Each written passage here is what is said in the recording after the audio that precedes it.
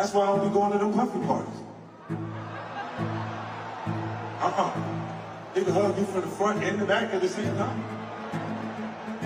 What are you talking about? P. Diddy be wanting the body, and you gotta tell him no. We are following breaking news right now related to music mogul Sean Diddy Combs. Major new allegations today of sexual assault and exploitation by Combs. For the first time, we are hearing about victims who say they were minors when they were allegedly assaulted by the music star. The youngest allegedly just 9 years old. The complaint... Sean Diddy Combs, the music mogul who brought us Bad Boy records and hits like I'll Be Missing You, is in the hot seat. Arrested in September 2024.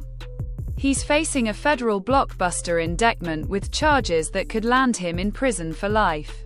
We're talking racketeering conspiracy, sex trafficking by force, fraud, or coercion, and transportation to engage in prostitution. Diddy's pleaded not guilty to every single charge, and his team is fighting hard to clear his name. But the prosecution? They're painting him as the mastermind of a criminal empire that abused and coerced women for decades. The prosecution's case is straight out of a Hollywood thriller. They claim Diddy ran a sprawling criminal enterprise that used his power, wealth, and fame to orchestrate what they call freak-offs, drug-fueled, marathon sex sessions involving male escorts. These weren't just wild parties, according to prosecutor Christy Slavik. She says Diddy coerced women, including his ex-girlfriend Cassie Ventura and another woman known as Jane, into participating through violence, fear, and financial control. The juries heard from 34 witnesses over 7 weeks, including Cassie, Jane, and a former assistant called MIA. Their testimonies are chilling. Let's start with Cassie Ventura, the R&B singer who dated Diddy for over a decade. She testified about enduring humiliating freak-offs where Diddy allegedly forced her to have sex with male escorts while he watched. One incident, caught on 2016 hotel surveillance, shows Diddy beating, kicking, and dragging Cassie in a Los Angeles hallway. Prosecutors say this was because she tried to leave a freak off. Cassie told the jury it was part of a coercive scheme that trapped her for years. She even settled a civil lawsuit against Diddy in 2023, but this trial's bringing it all back. Then there's Jane, who dated Diddy from 2021 to 2024. She described hotel nights, what the prosecution calls freak-offs, where she was pressured into sex with escorts to please Diddy. In June 2024, Jane testified she fought with Diddy, who allegedly gave her welts and a black eye, then demanded she perform with a male escort named Anton. Jane said she repeatedly told him, "I don't want to," but Diddy, inches from her face, asked, "Is this coercion?" The prosecution says this moment proves Diddy. Jane also claimed he was sex trafficking. MIA, a former assistant, backed up Cassie's story, saying she witnessed Diddy's violence and was sexually assaulted by him multiple times. She described cleaning up after hotel nights, finding rooms in disarray with baby oil, liquor bottles, and even drug residue. The prosecution showed jurors travel records, credit card charges, and texts proving Diddy paid for escorts flights and services, like $1,100 to Cowboys for Angels. They argue his inner circle, including ex-chief of staff Christina Coram, helped organize these events, making it a full-blown criminal operation. Prosecutor Maureen Cummy told jurors, Diddy thought he was untouchable for 20 years. That ends in this courtroom. Now, Diddy's defense team, led by Mark Agnifilo, is coming in hot, saying this whole case is a massive overreach. They don't deny Diddy's had a wild lifestyle, drugs, parties, and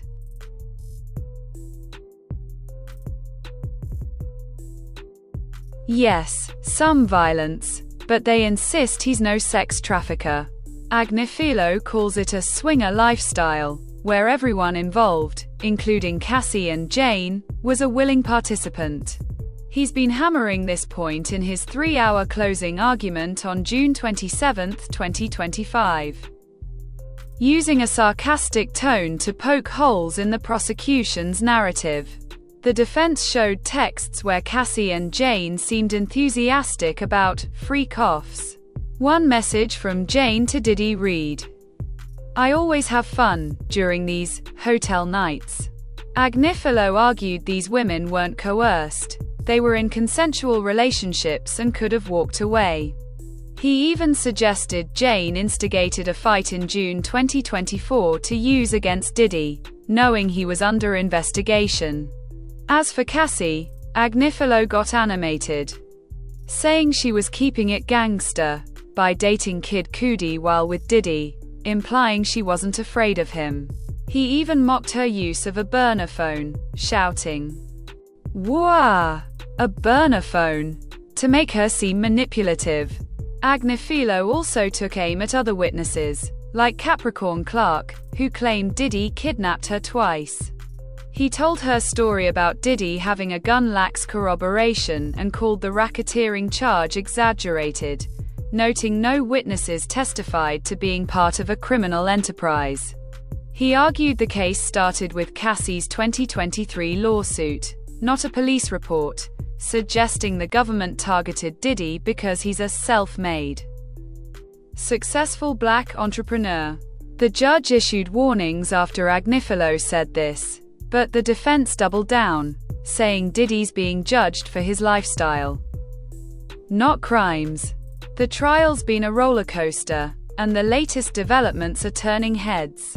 On June 27, 2025, Diddy's son, Christian Combs, who raps as King Combs, dropped a song with Kanye West, yes, yeah himself, called Diddy Free.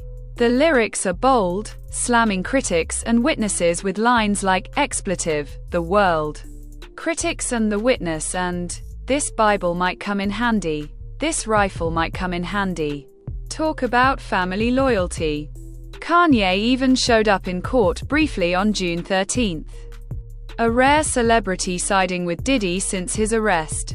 But another son, Justin Combs, got a warning for wearing a Free Sean Combs shirt in court. Those messages aren't allowed. The prosecution wrapped their case on June 24th after 6 weeks and 34 witnesses, while the defense rested in just 20 minutes, submitting only text messages and no witnesses. That's a risky move, banking on cross-examinations to create doubt. Closing arguments finished on June 27th, and the jury's set to deliberate on Monday, June 30th. Oh, and a juror was dismissed on June 16th for concerns about his candor, after giving inconsistent answers about where he lives. Drama in and out of the courtroom. Why is this trial such a big deal? Diddy's not just a music icon. He's a cultural force who launched stars like Biggie Smalls and built a business empire with Bad Boy Records and Ciroc Vodka. If convicted, he faces life in prison. And it could reshape how we view celebrity power and accountability. The prosecution says Diddy's crimes went unchecked for 20 years because of his influence, while the defense argues he's being unfairly targeted for his success and lifestyle. Who's right? That's for the jury to decide, and we're on the edge of our seats. What's next? Deliberations start Monday, and we'll be covering every twist and turn. Will Diddy walk free, or will the prosecution's overwhelming evidence signal his fate? We want to hear from you. Do you think Diddy's guilty, or is this a case of the government going too far? Drop your thoughts in the comments, and let's get this discussion popping. Also, hit that bell icon so you don't miss our next update. That's all for today's deep dive into Diddy's trial. If you loved this video, give it a thumbs up, share it with your friends, and subscribe to Celeb Cargo for more scandalous updates. We're your source for all things celebrity drama, so stay tuned for what's next. Until then, Keep the gossip flowing.